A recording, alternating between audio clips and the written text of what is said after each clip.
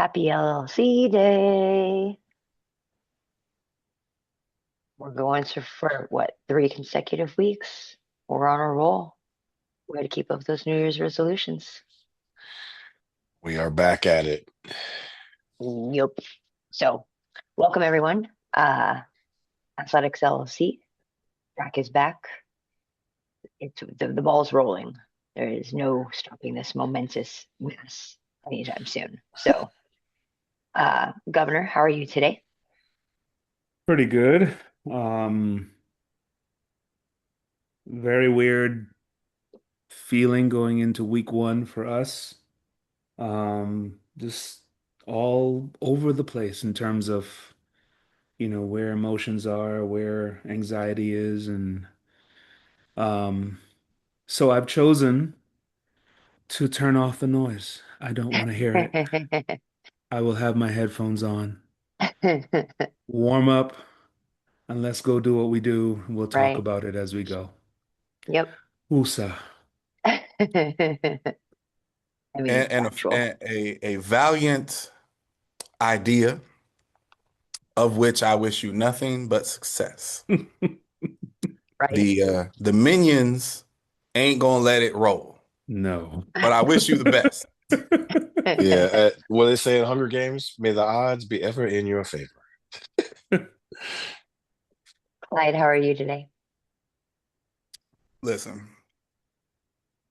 I do not openly advocate for things like this, but I am on so many drugs right now. I'm on 2 different types of nasal sprays. I am on headache medicine, throat medicine, and something else that's supposed to keep me awake for all of our shenanigans. We got recruits on campus, and yeah, I'm playing hurt. I'm playing hurt for the love of you all and what we are trying to do here. Is this your flu game? It's my flu game. I can't actually believe how normal I sound right now. I I assure was gonna you. say, I No, was gonna say, listen to me. Listen to me.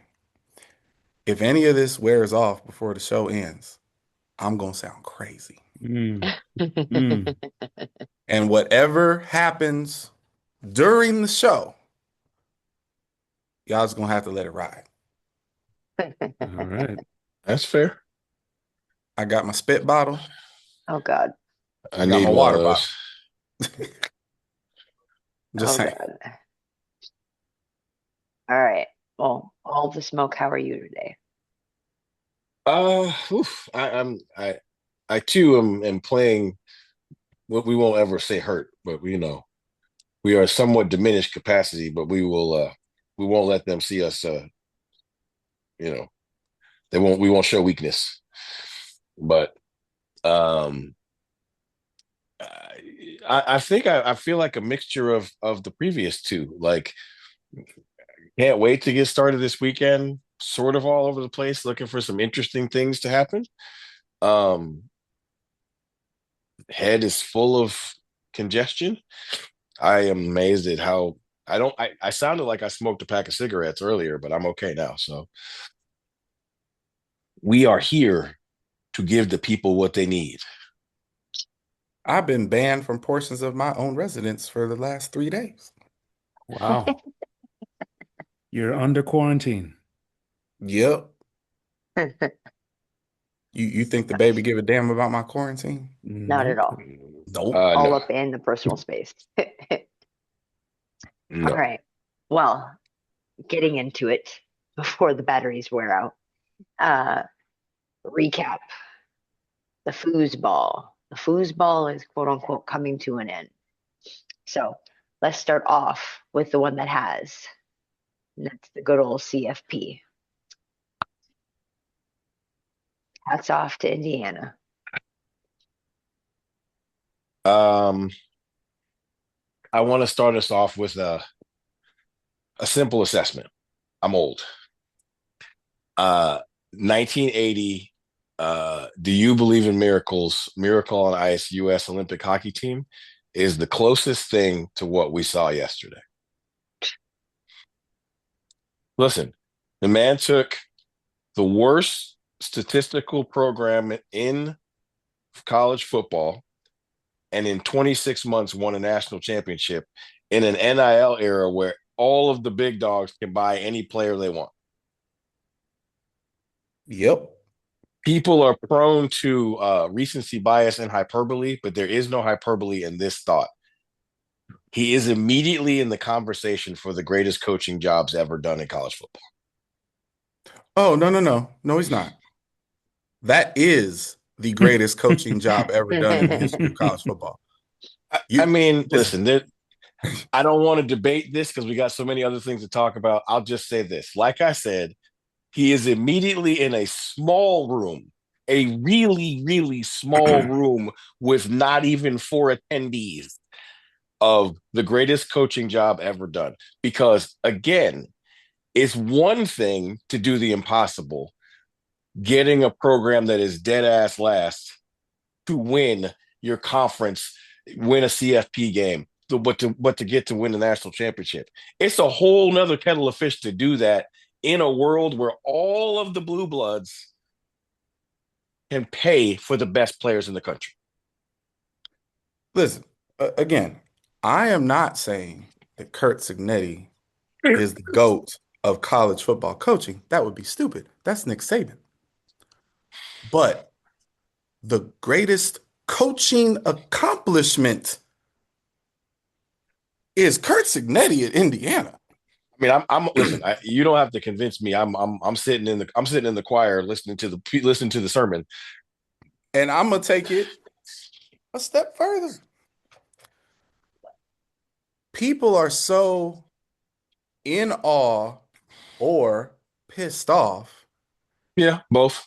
That they're taking subliminal shots at the setup as if it's something to be critiqued.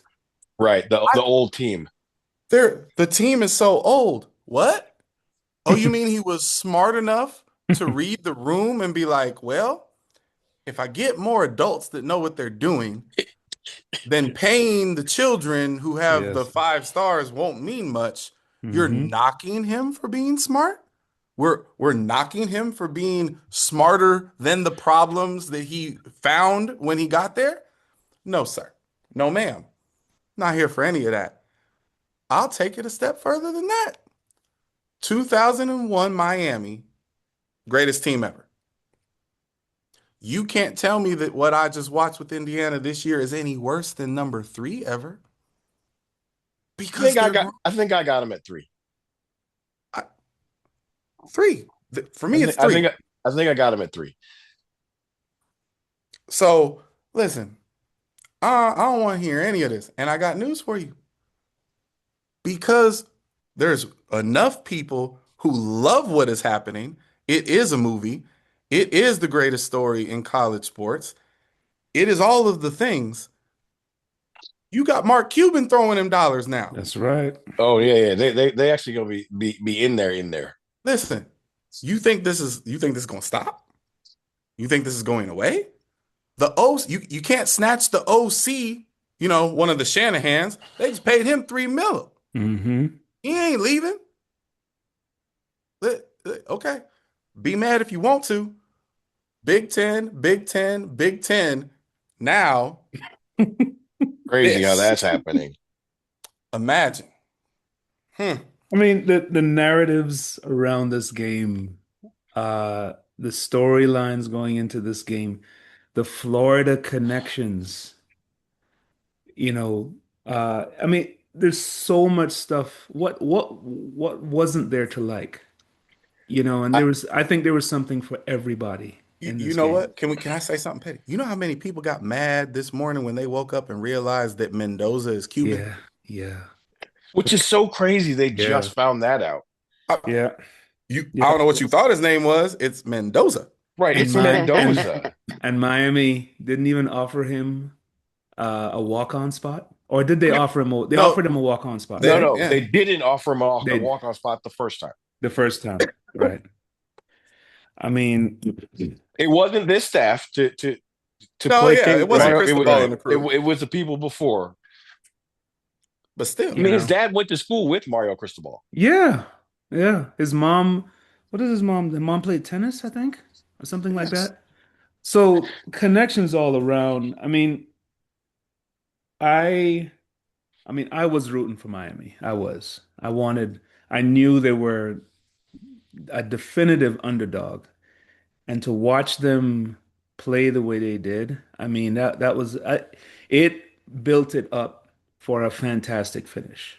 Oh, it was great. You know, And, it and was and it was listen, that's one of the most absolutely ballsy calls yes. ever. Absolutely. Yeah.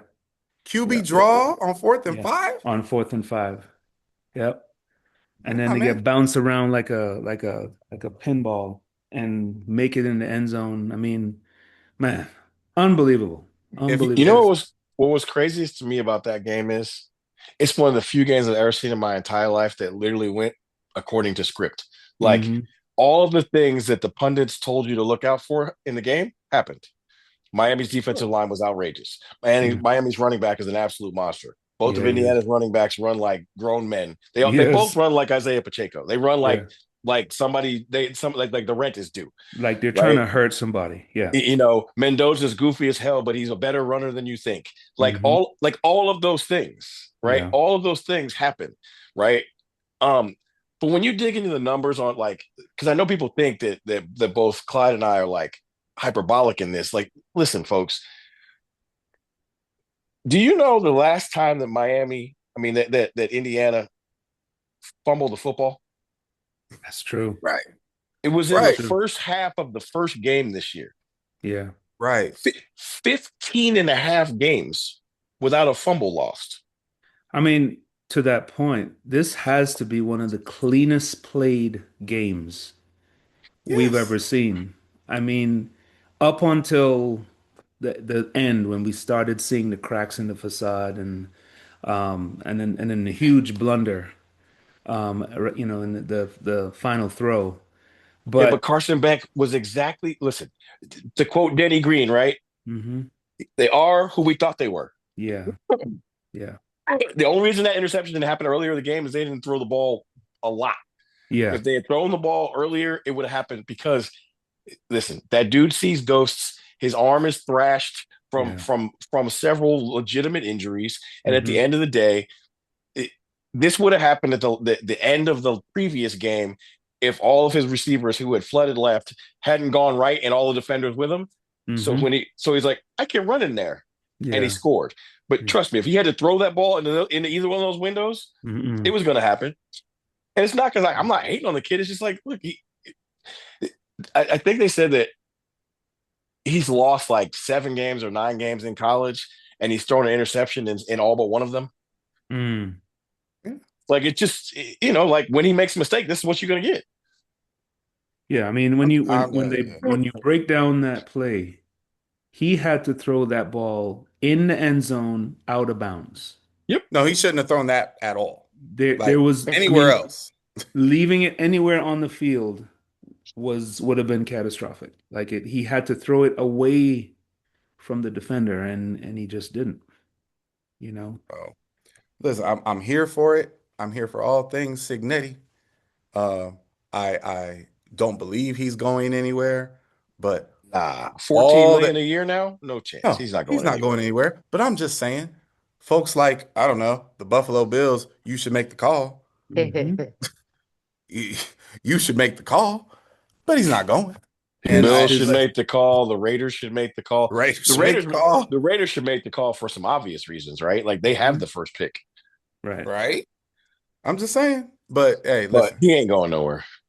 and because tradition is so thick in college football and people are so dense, I won't be surprised if people don't follow his model out of stupidity and he runs it back again. Yeah, it's coming. It's coming. Well, You see that the younger Mendoza went in the portal. that's right. The Yeah. He's Georgia he's Tech. already he's already the starting quarterback at Georgia Tech. Wow. Well, it can't be lost on, people that are probably questioning, like, how did this happen? Well, Indiana has the largest alumni base in the country, over 800,000 living alumni, right?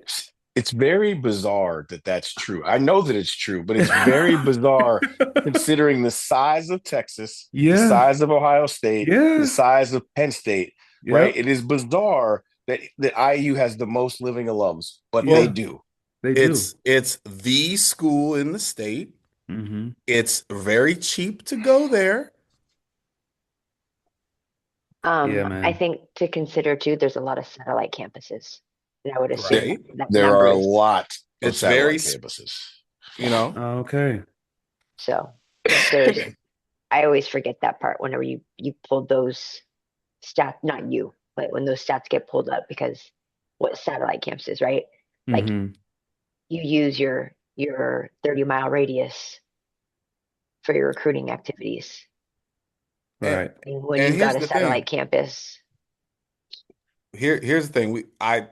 We said it on this show um, years ago. Smart people have pointed this out. When it comes to this whole one conference versus the other and all this stuff, look, man, the minute you took the shackles officially off and made Yep. it a financial free-for-all, smarter people than me have said this, but I got news for y'all. I pointed out a while ago, the Big Ten runs all the Hmm. major TV markets, all of them, LA, DC, New York, Chicago, Pacific Northwest. And the Big Ten alumni base is way bigger Way bigger. than Way the bigger. SEC alumni base. Yep. And the Well, Big if you Ten alumni remember, bases are like CEOs of big companies, Yep. not your local, dealerships. Hmm. It's a problem. If Texas didn't exist in the SEC, yeah, Hmm. because I hey said man, this 4 years ago on the show. The SEC network is the loudest, and it's connected with ESPN. But the Big Ten rev share. This is Yeah. before. Yeah. that's This is right. when they would normal. The Big Ten That's rev right. share and the Yeah. Big Ten network rev share was always larger, Hmm. Right. right? Now that they have markets on the West, You're right. right? The You got no the, shot. the UCLA USC capture Oh man. was the key. Yep. You could throw Oregon in there because it's Nike money, right? But whatever. The LA capture, bro, you can't win a money fight with the Big Ten. Hmm. You can't. No. Well, see, here's what's funny. We're so programmed because we've all spent so much time on the West Coast, right? We look at Seattle like it's a small market. Seattle's bigger than almost every market in the SEC. Yes. Yes, it is.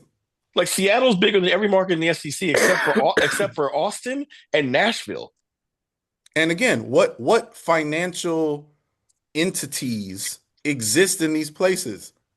Cali, the Pacific Northwest, New York, DC, Chicago. Yeah, Atlanta can't save y'all.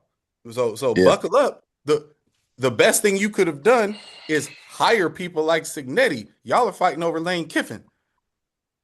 This is not going to end well. It is very interesting to watch this all happen. It's been fun, not gonna lie. well, congratulations on you because you did what everyone thought you couldn't. So to the ongoing championship, uh, we've got 4 teams remaining. We've Thank got the God. Broncos playing the Pats and the Seahawks playing the Rams. Well, first of all, we all just need to have a small moment of silence for Clyde's goat.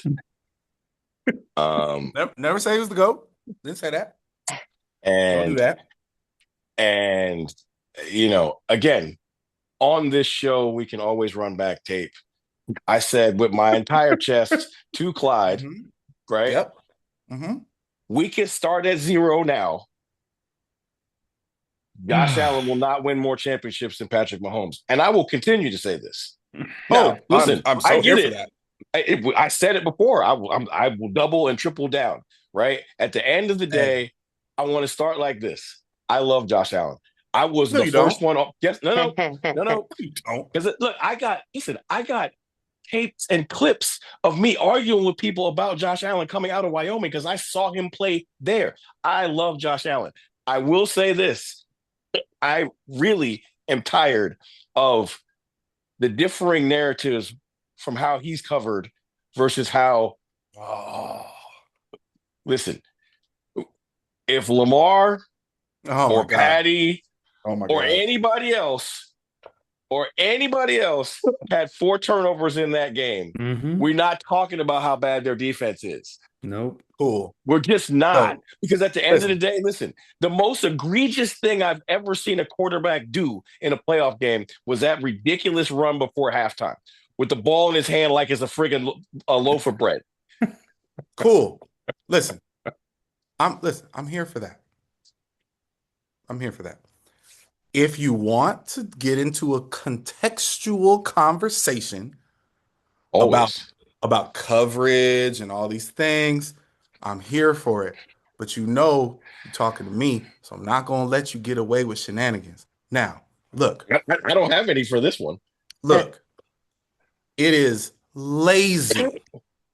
lazy to watch that game, talk about contextual, and say, Josh Allen had 4 turnovers.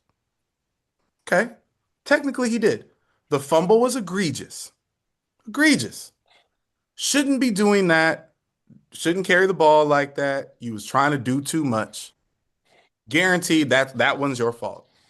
The strip fumble from a defender he never had a chance to see because his O-line didn't block is not his fault. But watch this. Caleb Williams Oh had 3 turnovers. I'm here. What? I'm here for that. Wait a minute. There Was you go. was the final interception Caleb Williams' fault? Absolutely not. DJ Moore stopped. He quit on the play. Yeah. I said during the game I would have cut DJ Moore on the field. Right. My point is Josh Allen had 2 very ugly turnovers. And if you want to say that his 2 very ugly turnovers cost them the game, cool. You shouldn't have any turnovers. I'm here for that. But to sit around and be like, this dude had 4 turnovers, as if them other 2 was his fault, is nonsense. Complete and utter nonsense. Superman has to be Superman all the time, and there's a certain era of risk that goes along with Superman. All right. Now, Okay. But all right. I'm just So saying. no. But Lamar doesn't get the same grace. That's the Yes, part I he don't get. does. No, he doesn't. Wow. no. Yes, he No, he does. doesn't. Okay. So But wait a minute. Watch this. Let's pretend that he doesn't. What Lamar Jackson has been surrounded with competent coaching from day one oh boy. and the best running game in football, which he is a part of Sure. from day one. Sure. You don't get to compare Josh Allen's reality to Lamar Jackson's reality. They are not the same. See, it's And Lamar it's all Jackson coming plays out. Okay. Yep. badly in the playoffs Right. consistently, and Josh Allen plays elite in the playoffs consistently.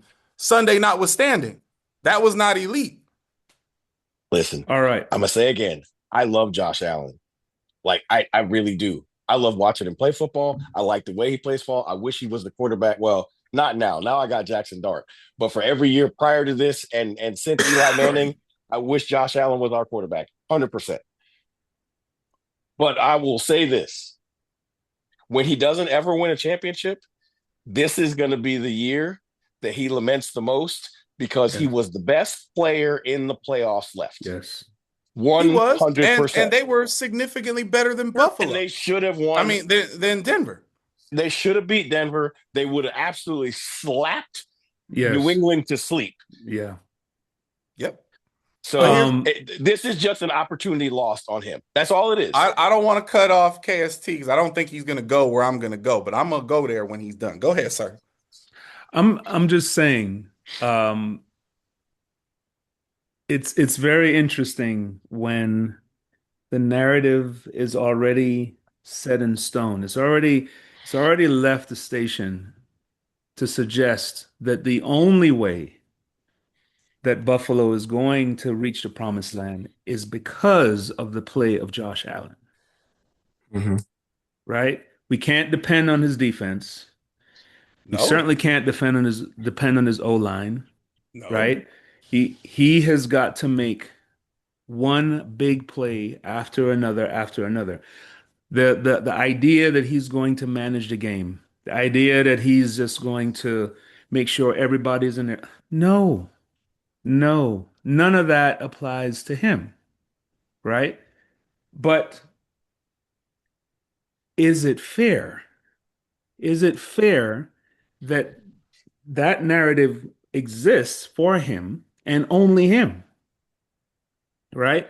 So that when he stands up on the podium and he's crying and everybody, the whole universe is going, man, we feel really sorry for him, right? This is what all the smoke, I think this is what all the smoke is getting at. It's because if it was anybody else and they had that stat line that he had, oh, they're getting eviscerated. Well, okay. How many of these other people, whoever you want to name, listen, Josh Allen walked to the podium and took nothing but accountability. Yeah. He Yes. put all four on him, even though that ain't true. Josh Allen crying at the podium isn't the video that you need to worry about the crying. It's the other dude. It's the black dude. When informed that Josh Allen cried on the podium and said he let his team down, that dude couldn't even stomach it because Yeah. he knows Mm-hmm. we ain't shit without that boy. Let us down? He can't let us down. We let him down. We let him down all the time. That's what he was trying to say. Here's the thing. And, I'm a coach. We're coaches. Mm-hmm. I'm not into watching people get fired unless you do like Sharon Moore type stuff, right? Wow. But I mean, listen, got a point. Sean McDermott should have been fired on the field after the 13 seconds. On the field. Josh Allen completely outdueled Patrick Mahomes at the height of the Chiefs dynasty, and they lost the game in 13 seconds. Fired. If you would have fired him then maybe you would have had a competent offensive-minded person that wouldn't have Josh Allen out there by himself. Because the defense from the defensive guy ain't never been worth nothing. So I am excited at the possibility that Josh Allen just might get his Ben Johnson to Caleb Williams. That Speaking of, he just might get his Jim Harbaugh to the Bills Justin should Herbert. only interview and hire one person. Oh, I can't. I would love to hear this. Go for it. Brian Daboll. I agree. Wow. No, I think if the Bills don't seriously consider hiring Brian Daboll, then they literally deserve to burn the way they get burnt. Because that's right. Their best player played his best with this guy. This guy doesn't have a job currently and is one of the best offensive minds in football, and everybody agrees. Mm-hmm. Correct. I'll take it a step further. They should hire Brian Daboll and pay whatever the demand is to hire Brian Flores as the associate head coach, defensive coordinator. I agree. I think the unfortunate part is the best defensive coordinators out there are all in the job searches, except for what probably is currently the best defensive coordinator. And as soon as the Broncos lose Mr. Leonard is going to be a giant. You can write that one down. I said it. Cool. All I'm saying is, but I Josh, agree with you. Like, listen, look, go get the competent offensive mind and the competent defensive mind, and put them on the field and go play football. This is not rocket science. Just to be clear for the audience that doesn't follow our football conversations and our bets, neither one of us is correct yet, but I got news for you, brother. Patrick Mahomes is done with the Super Bowl rings. You put Brian Daboll or a competent offensive person around Josh Allen, and I'm going to win that bet. Did you see the news, Clyde? No shot. Did you see the news? Who was returning to KC? Oh, I don't care. I couldn't possibly say care it out less. loud. Say it out loud. I couldn't possibly care less. Eric Bieniemy, baby. Let's you know go. What? Hey, listen. Hey, yeah, cool. Check this out. I got news for you. Eric Bieniemy has proven from his path before KC and since KC that he's great under Andy. And as long as Andy's there, that's all we need. That's fine. All you need. That's fine. I'm not remote. Listen, bro, this isn't even about Patrick Mahomes. Patrick Mahomes, who I think is an elite player and a phenomenal talent, he fell into the perfect storm of help. Oh, boy. Wow. And listen, here's the thing. They pay him now. Patrick Mahomes' salary hit is like $70-80 million next year. When he was the guy and they were winning all that, they wasn't paying him like that. He wasn't taking the hit like that. Now he is. It's the same reason. Listen, Dak Prescott isn't the reason the Cowboys suck, but his salary is the reason they can't get better. So, hey, bring in the small guy. Bring him back. I can't rally the troops. They're done. The other note, Mike McDaniel to the Chargers as the head coach, right? No, as OC, as the OC under Harbaugh. Oh wait, I that is more important than Eric Bieniemy returning to KC. I kept saying this: if the league lets Mike McDaniel go to Philadelphia, oh boy, we all have a problem. Yeah. No, you have a bigger problem. He's under Harbaugh. No, we don't. Because we don't. Look, I get it. Herbert may be better, but listen, the Eagles' defense is good enough to go win a Super Bowl by them damn self. It was just that their offense was so implosive. A competent human being calling offensive plays in Philly is a problem none of us can deal with. Well, Philly has an excellent roster. Philly still has the best roster in the NFL. They do. He almost went to the Titans with Saleh, which also would eventually be a problem. They don't have enough people in the building. Listen, moving on. Bo Nix, that is awful. That is awful. It is. It's crazy that it happened to the Broncos because that actually doesn't that sound like something that would happen to the Bills? Yes. Like how something like that even is possible is beyond me. But I do not know. Which now my petty instincts get to take over. You know the Patriots are going back to the Super Bowl, and they're probably going to win. They are definitely not going to win the Super Bowl. Who's going to beat them? The Rams? Anybody in the NFC. Yes. Either one of those teams are going to slap the Patriots to sleep. Yes. Listen, I get it. The Patriots are probably going to go to the Super Bowl only because Denver literally does not have a competent quarterback. Right. Because Jarrett Stidham's not doing anything. He hasn't played since what, 23?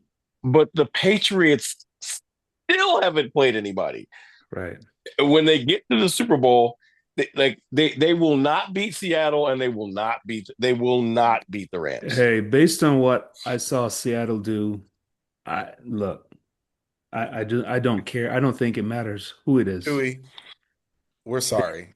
That was the most violent ending to a season. I felt if it was a fight, they really would have thrown the towel in and stopped it because y'all were Man. running out of players to put on Man. the field.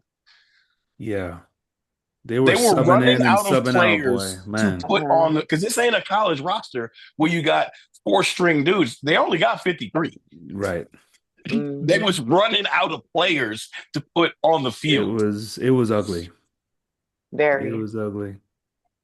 Yeah. And listen, I can't remember, speaking of elite coaching jobs, I can't remember a more impactful coach development of a quarterback than Ben Johnson. Because Caleb Williams was a disaster last year, and he was kind of a disaster the first 3 weeks of this year. Mhm. All right, That dude. I'm with you, but let me ask this question: which job was done better? Because I think one was done better, but in a more silent fashion. Quietly as it's kept, Sam Darnold went to San Francisco and learned how to play football. Mm-hmm. Sure. Right? But And then he went to no. Minnesota and got an opportunity to prove what he had learned. Sure. But that's the point, right? He learned a ton in San Francisco under Shanahan, but he didn't play. Yeah. And then Yeah. he goes with He wasn't asked O'Connell. to carry the team. Right. He goes to O'Connell, who's great, but they also have a lot around him, and he had a great season, blew it off in the playoffs. And now he goes to Seattle under a defensive-minded dude, and he's playing competent, quality football. And he has the best wide receiver in football. Yes. Mm-hmm. He don't look like that. Like, look, Ben Johnson with this dude, again, that's just proof. Coaching matters. Get Josh Allen half of that coaching. Half. Yeah, Ben Johnson earned his money this year. That was fantastic. That was a fantastic season of coaching to take the Bears from where they were to that point. Who had that on their bingo card for real? To go Nobody. that far? Okay. Bears fans didn't have that. No. So we're all on New England, and then we're split Seattle and the Rams. Can Chewy even make a pick? No, we're not. We're Not not at all all. on New England. I'm picking Denver. You're actually going to pick Denver. I'm actually going to pick Denver. I mean, Sean Payton has got some wins with some backup QBs. I think Drake May's the worst quarterback left in the tournament. Wow. Jared Stidham is playing. You heard me. Now, see, that's just irrational hate. Drake May is going to finish second in the MVP. He is. Yeah. He is. Sometimes if you buff a turd and shine light on it, it'll sparkle. I begrudgingly say it'll be Patriots and the Seahawks, and it will be an absolute bloodbath. It's so weird with that Rams Seahawks. I know Chewy can't pick the Rams, so I know she's gonna pick the Seahawks. But like, I think if you asked me that question under a lie detector test, I would give you both answers. Like I really and truly, my brain says one, my heart says the other. The next day, that whole thing gets flip flopped. Yeah, I think the Rams are gonna win. I think if the game was anywhere else, I think the Rams would win easily. Do you know what I mean? Like kind of handily. But I could have this totally wrong. Didn't they beat them in Seattle? And the Rams and Seattle beat them in LA? Playoff Seattle is very different though. I hear you. There's a crazy stat. Like they both have one win. The yards against each other are within 1 yard. Yeah, they're dead even. Like it. So if all things are even, I'm taking Stafford. I'm just taking Stafford. I'm going to take Seattle for the non-obvious, probably random stat. Seattle has never not made the Super Bowl when they were the 1 seed. Yeah, nothing to do with anything, but I hear you. Right? That's what I'm saying. It's one of those stats that's just true. It doesn't mean anything. I hate those kind of stats. That's why 100%. One of my favorite Signetti quotes, somebody asked him about, whatever, and he was like, this team's never played in Autzen. Like, I don't give a shit. I don't care. Right. Irrelevant. So So I got Seattle and Denver. Seattle and Denver. Got it. So Chewy, you got Seattle and who? The Pats. Wow. Okay. 2001 run back.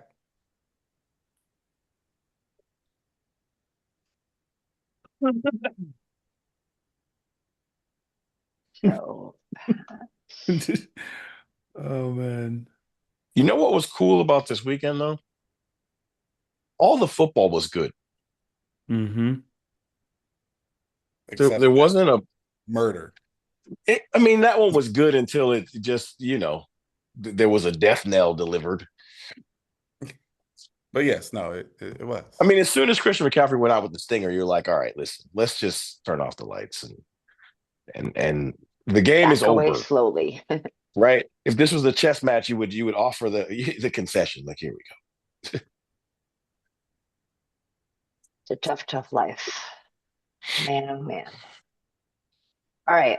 So, what we're all really actually here for. All right. The trackety track is back and back. Does anybody else besides me like pop popcorn and look for the first week shenanigans? Hmm. Absolutely. Like every year, the first week and the Valentine's Day weekend are my favorite weekends to go run to T-First. I'm not even a college coach, but I run to T-First, and it never disappoints. I mean, there was a collegiate dude that ran 7:49 and a collegiate dude that opened up at 8:29. Mm-hmm. There's the pro who evidently was pissed off about where she finished in the yearly world athletics balloting and opened the season at 2:03. Thank you, hold my beer. What? Mhm. So, and I know we have to, for many reasons, tread lightly here. The children are actually dominating the shenanigans right now. Like the children's performances, high school and middle school, are like they're so overwhelmingly good. I haven't cared that much about what's happening in the collegiate space because I can't take my eyes off the kid. Like you, you know what I mean? Like it's the kids have been on fire. When you got high school children running 22s indoors, I have no idea or care what happened in the NCAA meets. Well, You know, especially when like when a child in the NCAA opened the season at 44-62, Yep. because he's a child too. no doubt. I'm just saying, like when like where on the NCAA list would the eighth grader be? Third? Not far Something like down. that. You know what I mean? So like the whole track is back thing. I mean, we're all excited for track season, and as a it's not even a recruiting thing. It's just like if you ask me what have I sat back and been in awe of at the beginning of the indoor season, it's the kids, and it ain't even close. Like that's just where it's at. The most shocking things in the NCAA space to me have been on the opposite side of awesome, to be honest.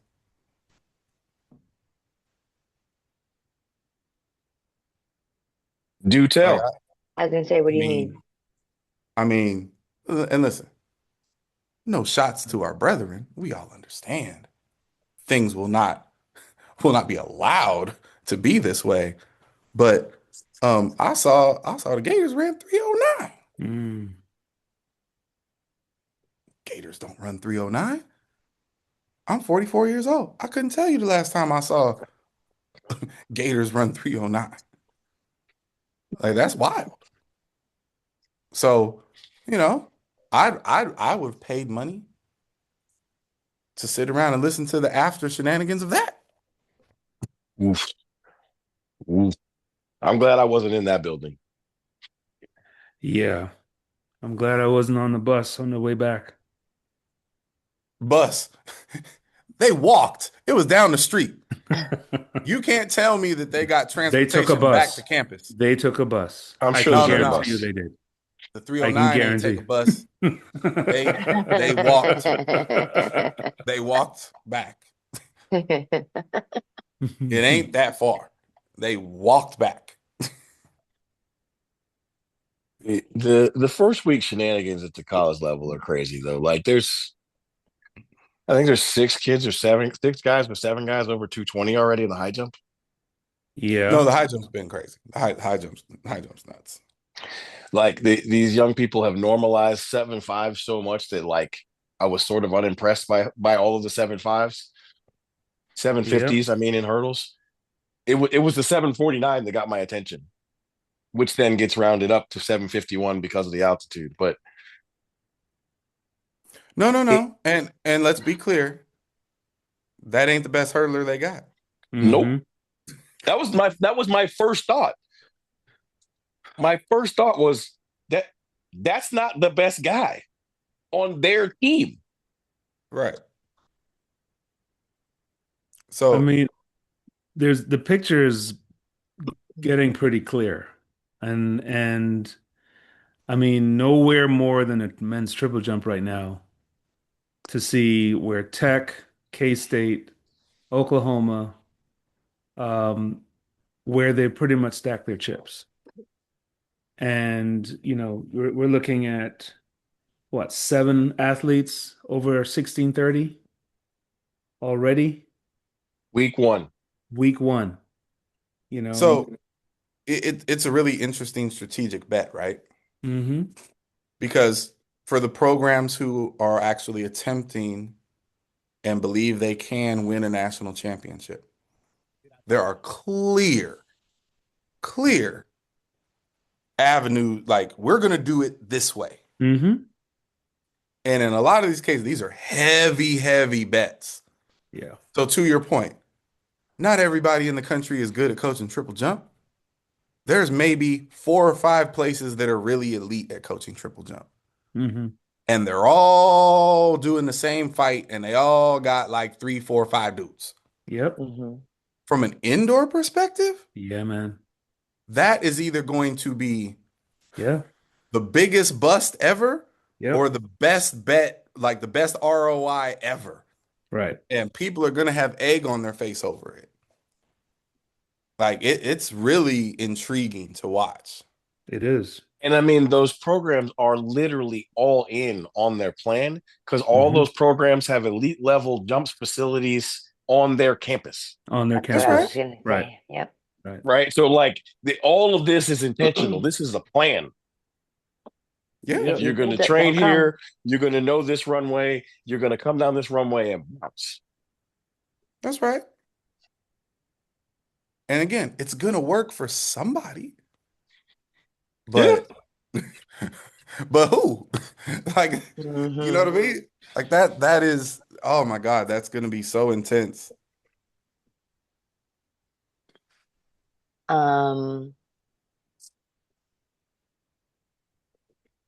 I don't think we wrapped this up when it happened, so apologies.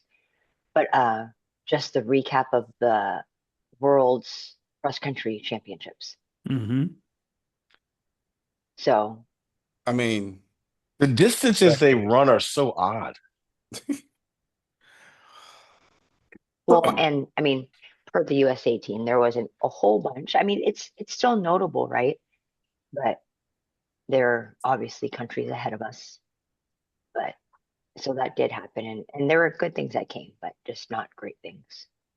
So, okay, so I think it's safe to say that we all have and have admired and have a world-class level of respect for distance athletes.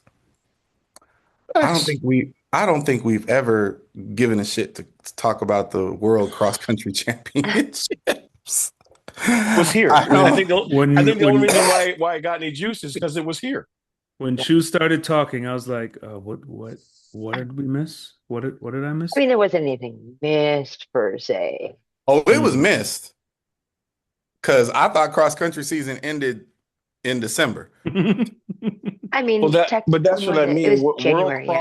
World cross is a weird meet, and they run weird distances. And at the end of the day, like let's just call it what it is, right? If there was really a cross country championship that like somebody was really trying to win, is anybody beating Kenya?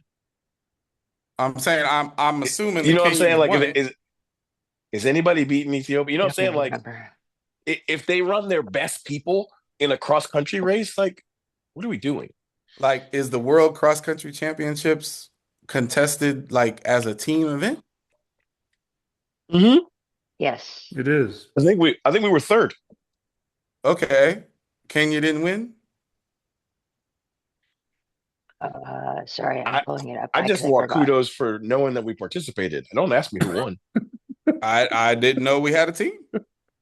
How do you make said team? They had a USA's cross country championship. So they have a solo race that we call USA's, and then the first 5 across the line is the team?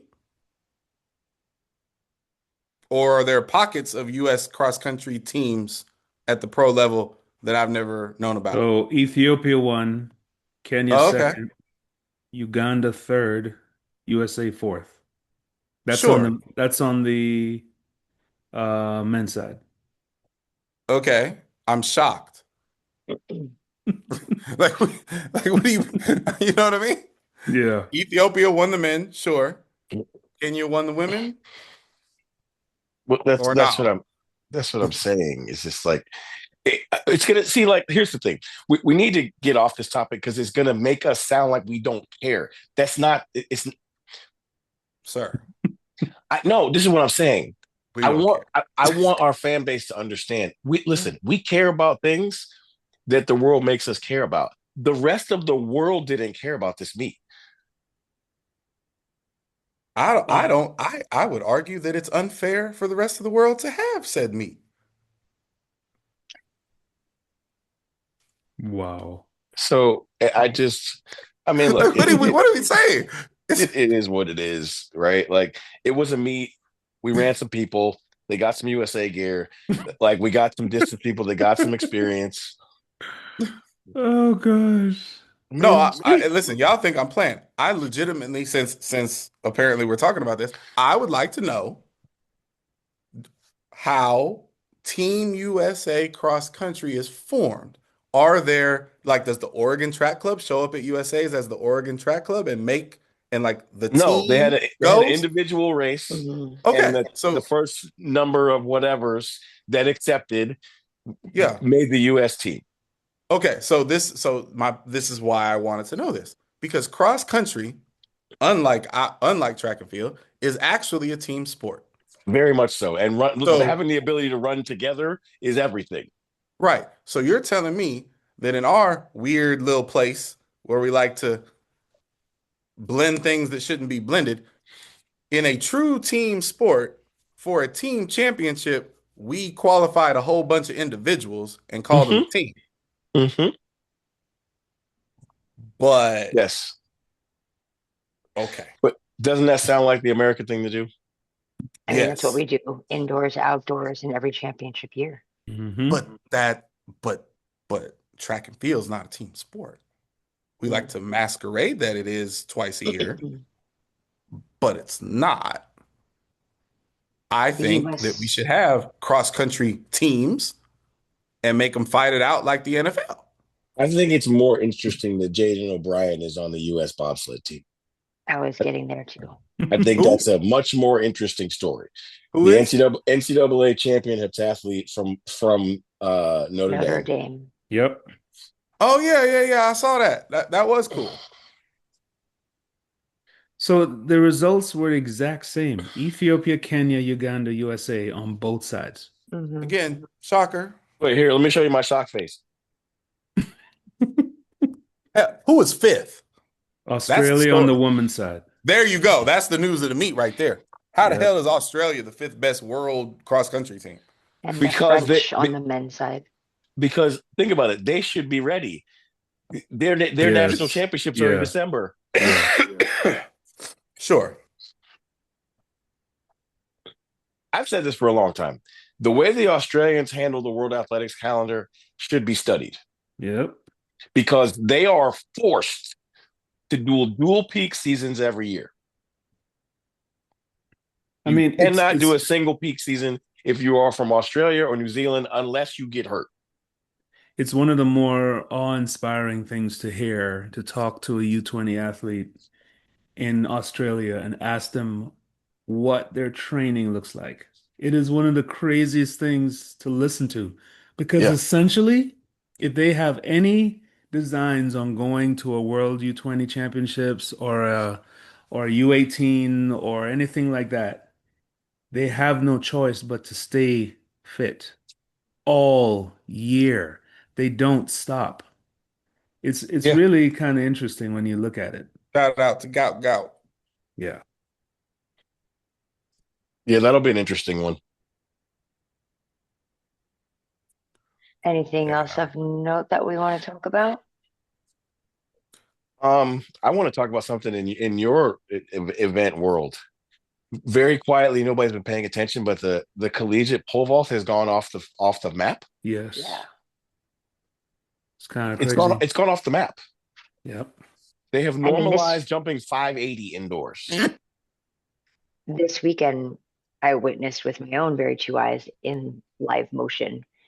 Freshman vaulter from A&M go 430, 431. Mm. I mean, It's she literally erased Heather Abidy's mark first outing. Well, I guess Wow. second outing, but yeah, just it's they got dudes jumping 550 that don't think they're any good. I mean, 550 is mid. 550 is the new 5 meters. But 550 for a collegiate pole vaulter is insane to be mid. But it is. Hell, 550 won't get you in the meet. I mean, same thing as 420. It's just crazy. Like it's quietly has happened because it happened really rapidly. But the vaulters and the pole makers, I don't know. The vaulters, the pole makers, and the coaches, that's everybody that's involved. They have figured it out. Whatever it is, they have figured it out. Mm-hmm. Because things are being maximized. Greatness is being normalized. All the ingredients of the so-called trackflation. Mm-hmm. Yeah. Yeah. Yeah. I mean, they have the spikes and the pole Yeah. And the runways. and the runways. Yep. Again, So- you build it, they'll come. So before we go, I'd mentioned this, but what are our thoughts on eliminating the transfer window between indoor and outdoor? I think it's great. It's just necessary. Absolutely. Us eliminating the indoor Mhm. window Right. is the exact same, like the existence of it is the exact same level of shenanigans as the college football calendar, or the Mhm. fact of when their portal opens in the middle of the playoffs, right? Yeah. Like you can't have that. It was weird. You got semester schools, you got quarter schools. You just can't have it. I'm not even sure how it got through in the first place. My guess is both things I think happened out of naivete. I think they thought if they put these calendars at an inopportune time to transfer, that would deter kids from transferring. I think that's what they thought. You know I'm what sure I mean? some random person in an office And somewhere thought that. they Absolutely. completely underestimated the selfishness of these children. They're like, they all are like, well, I don't remember which kid it is from Willy Wonka. Like, I want it now. Like these kids. Baruka.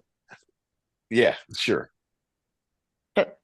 These kids want whatever they want right now, yesterday, and it's somebody else's fault till they get it.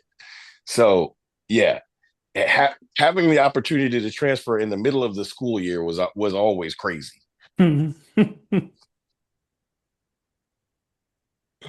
But Like in the middle of the semester, I mean. yeah, I was going to say that. I do think it'll be interesting how that starts to snowball in that mid-year transfer window, Whew. Yeah. if it snowballs. You I know what's mean, really going to stop happening without that? December meets. Yeah. Well, Why? Why am I well, gonna let? Why am I gonna let you go showcase yourself and then transfer? it's the spring ball Yeah, equivalent, right? Yeah, yeah, yeah. It's the absolute And spring ball equivalent. I and, mean, and you're not wrong about that, but here's the thing, like the truly talented people don't need the December meet. And December meet is more like a necessity of weather for the majority of the people who do them. Yeah, if I chose to go to a December meet and I was worried about this particular issue, I wouldn't let Kareem Street Thompson go to the December meet. mhm. no Because you don't chance. need to. But there's some people that probably, still need to do that, and you do it for whatever those reasons are. But yeah, no, the December portal isn't and wasn't our problem. That March one was crazy. Like Yeah, we just can't have that. Yeah. yeah. all Well, The right. next hopefully they get it right. and Well, the don't. next step is to push that transfer portal window a little bit more towards NCAA's so Oh that no, yeah, you that's know the what I'm football saying? problem. No, I Exactly. I can't.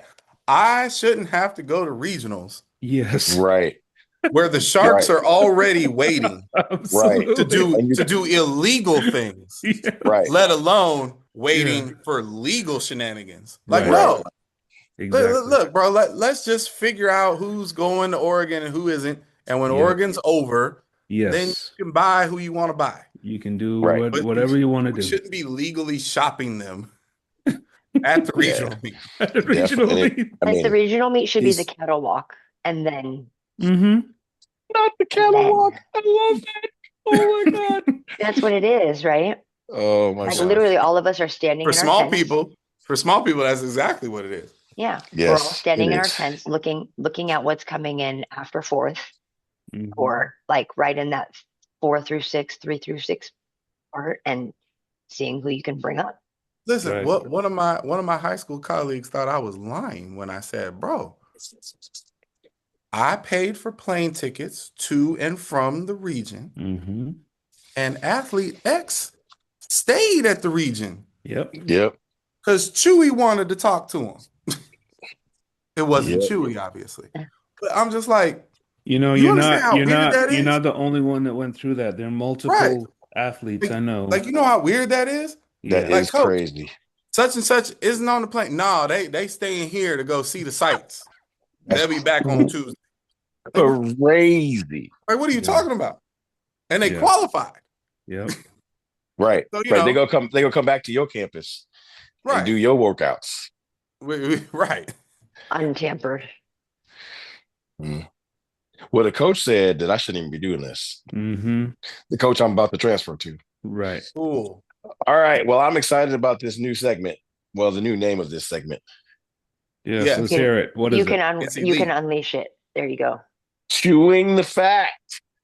Yes. We are Chewing the fat, chewing the chewing fat. the fat, chew, chew, chew is chewing the fat. Jazz um, hands. um, well, Boy, don't how look do too I? excited.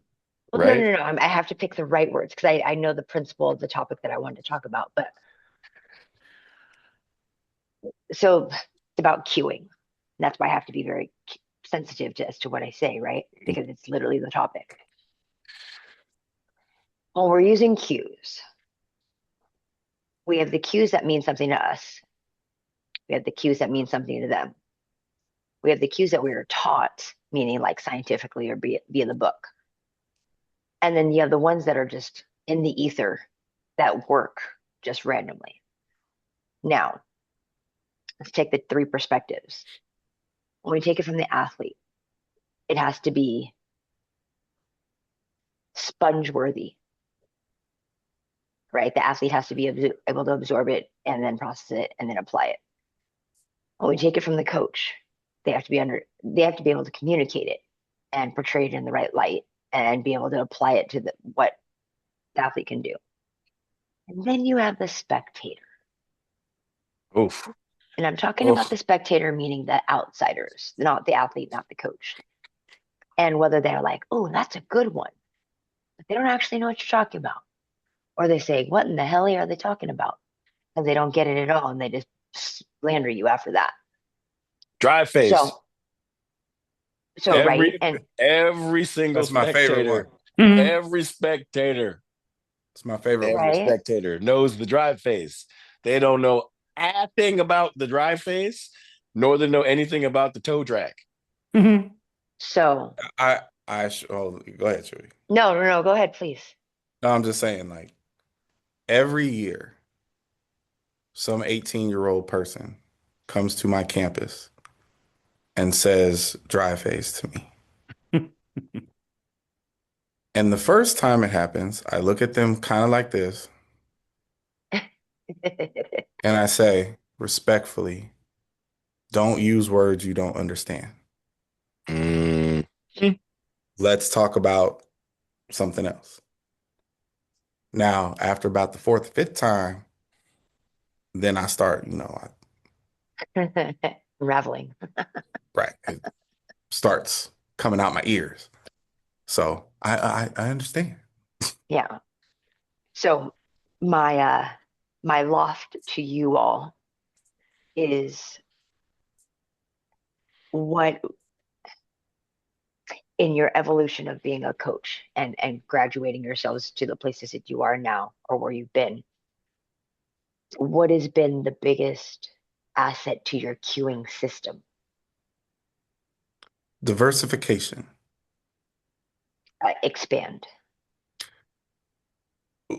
As a coach, your job, if you want to be good at it, is to find a way to learn how to speak multiple languages. You cannot give the same cues to everybody because people hear them differently. They process them differently. Hell, they're motivated differently. I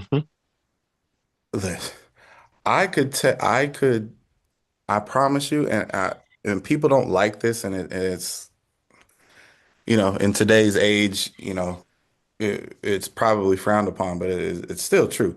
I could literally tell 5 of my sprinters, step with your right foot. And 1 or 2 of them are going to step with their left foot. And of the 1 or 2 that keep stepping with their left foot, I'm going to probably have to be like, move your right foot. But I can't do that to the other one because they're going to melt down. Whereas one of them, you have to do it that way or you're never going to get anywhere. So you can change the words, you can change the inflections, you can change the anger or not, right? But you have to be able to speak differently to different people. So if you care about cueing, then you better learn how to say the same shit 8 different ways, or you're not going to be able to reach as many people as you need Mm-hmm. You took the words right out of my mouth. And okay. So let me give you a different task then. Okay. How do you check for clarity within your cueing system with the athlete without saying, do you understand? To be honest with you, I have now moved several steps to see application. I am looking for certain things. And it's interesting because I remember being in one of Boo's lectures, And when he was talking about specifically jumpers and developing speed with jumpers and the fact that he doesn't even have times. He doesn't even give his athletes Mhm. times to hit. He wants to see a notable shift. He wants to see forces put into the ground. He's giving them one cue and he's saying, figure it out. All right. When you come off the turn, I want to see you hit another gear. And how do they process that? Does it mean that all of my shoulders are up and I'm all tight and I'm trying to, right? Or am I letting my feet do the talking? Am I hitting the ground? Am I pushing through the ground? Is that generating the knee lift? Right? Am I forcing it? And I have literally simplified my cueing to where it's almost as if when we're done, I am now I'm going to give you the floor. Did you feel that? Feel what? Okay. Move on to Next. let's, let's go to your two. Did you feel that? Oh, hell yeah. That felt good. I felt Yeah. powerful. I It felt, felt like I did nothing. yes, I could Hmm. do two or three more of those, you know.